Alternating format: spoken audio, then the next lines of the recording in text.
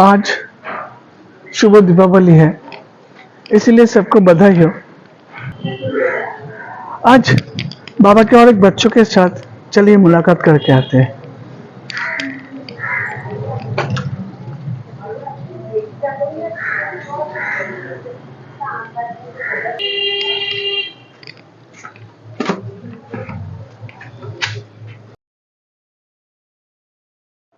दीदी ओम शांति। ओम शांति भाई, आओ बैठो।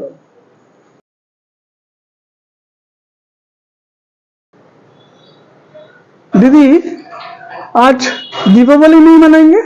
हाँ, दीपावली तो जरूर मनाएंगे, परंतु आज हम एक विशेष तरीके से दीपावली मनाएंगे। वो कैसे?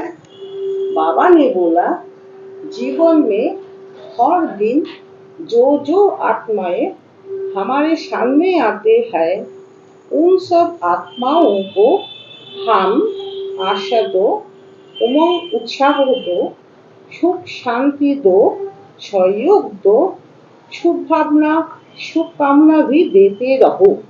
अच्छा। तो आज हम शाम के समय एक विशेष योगाभ्यास द्वारा बाबा से शक्ति लेकर विश्व के सभी आत्माओं को पवित्रता, सुख, शांति का किरण फैलाएंगे। अच्छा। ताकि उन सभी आत्माओं को हमारी तरह आत्मा रूपी दीपक प्रज्वलित होंगे। वाह वाह। ऐसे आज हम दीपावली मनाएंगे।